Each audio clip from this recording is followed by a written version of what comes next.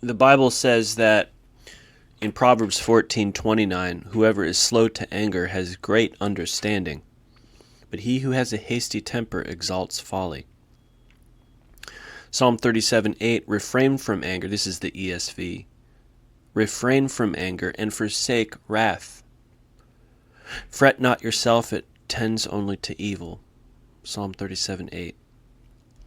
Proverbs 15:1, a soft answer turns away wrath, but a harsh word stirs up anger.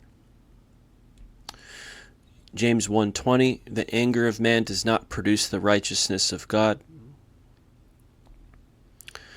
And Ephesians 4:26, be angry and do not sin. What? Be angry? And do not sin. Do not let the sun go down on your anger. In other words, don't hold a grudge. So, here's the thing. Preaching has come under such attack of the devil, under such attack of humanists, under such attack of ideologues that want to take all of the angry preaching out. It's considered subhuman, substandard, sinful to get angry in a sermon. It gets marginalized. Leonard Ravenhill gets marginalized, mocked, and scoffed. Well, the truth is he's probably one of the few prophets that we've had in the past 50 years. And I think there are a lot of these people, they read these verses, and it's just not where they live at. Like, they're not preaching Wesleyan holiness sermons. They don't understand Wesleyanism because they think it's about being perfect. It's not. They don't understand, like, let's go up like several thousand notches with Jesus because we've been living in total carnality for the past several decades.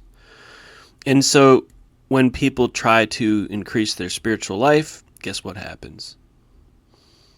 They get closer to God, God intervenes, they start experiencing the Spirit of God, and then they get frustrated because no one else wants to, and even the religious leaders teach against it.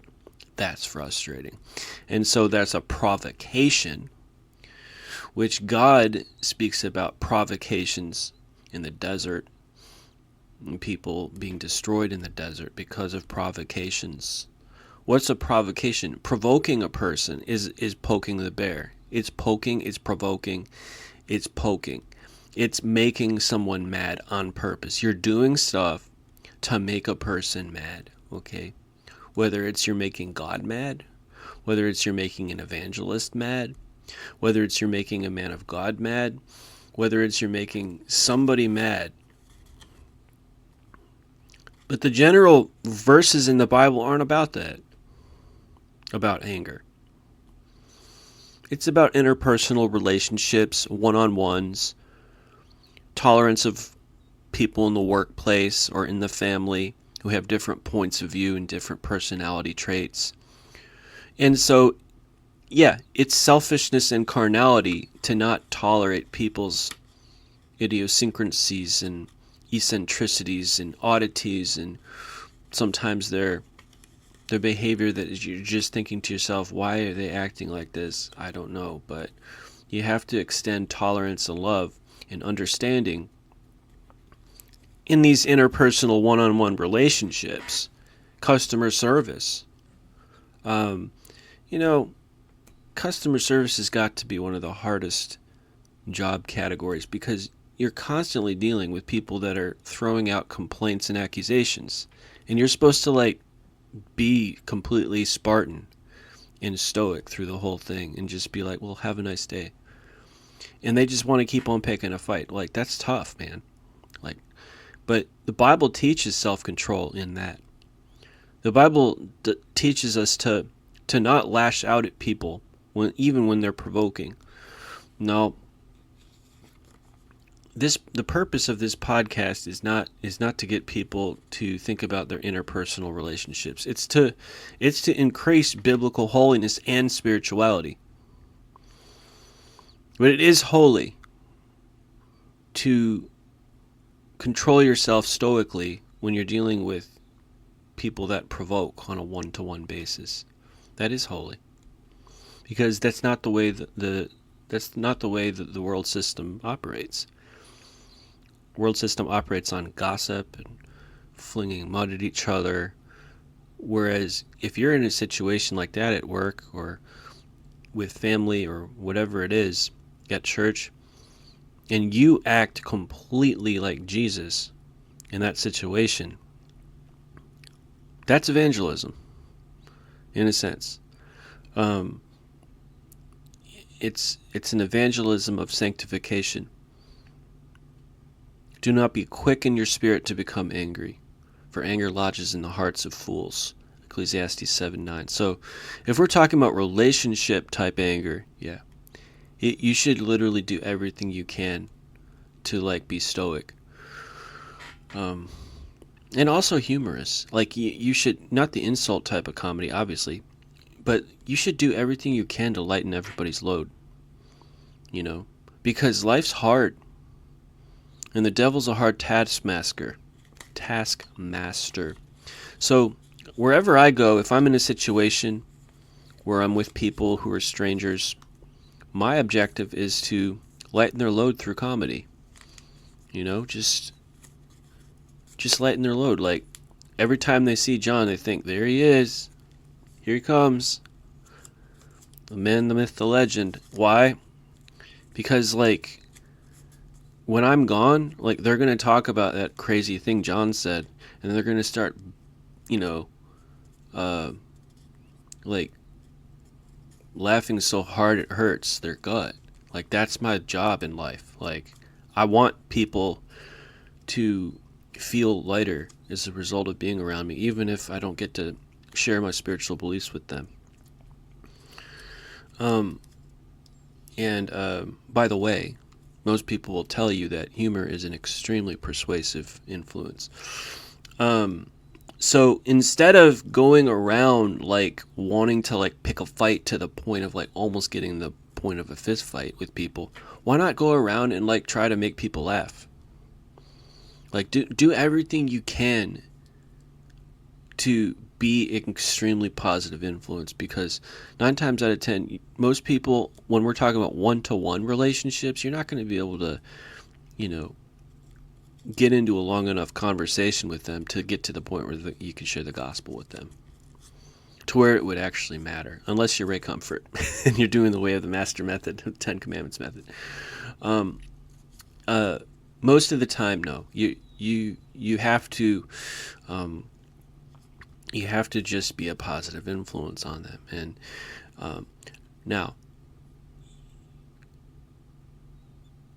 YouTube influencers, evangelists are probably always going to reject if I ever say anything angry. They're always going to reject that, because there's a whole system of theology based against that. I have done like 10 podcasts on the subject of anger, showing the good, the bad, and the ugly. It's not all ugly. If that were the case, why is there a hell? If that were the case, why was the flood of Noah something that had to happen? If that was the case, why was Sodom and Gomorrah destroyed? Right? We can't remove all anger from our theology or our psychology, or we're imbalanced and we're following some sort of a humanistic therapy concept. But I'm talking in sermons. I'm talking like the real like large scale stuff where you get into prophetic mode and you're not thinking in terms of interpersonal relationships in the neighborhood. You're thinking in terms of cosmology, and you're thinking about millions of people going to hell because they're deceived. That type of anger. I think that's a different story.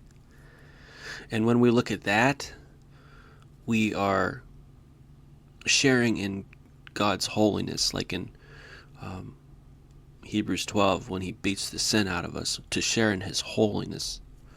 And we share a little bit of that anger that God had on the day he destroyed Sodom and Gomorrah, a little bit of that anger that he had when he flooded the world, a little bit of that anger when he thought to himself, I'm going to create hell prepared for the devil and his angels and everyone who falls after him. If we never approach to it, what are we doing? If we're into evangelism, I mean, really, I think that if we look at this from the point of view of you can never get frustrated, that is secular humanism seeping into our ideology. We can't allow this to happen. We need to let the Bible be our filter. But let's come back to it. Interpersonal relationships, like, anger should always be like resisted. You should never, in my opinion, I think probably the safest way to express anger, if at all, is over the large scale national things that people are being drawn away from God about. Because no one particular individual is being targeted with that. And the anger can be heard as a sincere expression of something righteous, a desire, an aspiration for something that's seriously wrong that needs to be corrected. If there was no sense of righteous anger, we would have never gotten rid of the Nazi regime. Somebody had to get angry about what Hitler was doing. And so I feel that's probably, in a biblical sense, that's probably the safest way to express anger, is this sort of this general thing where you see societies going in the wrong direction.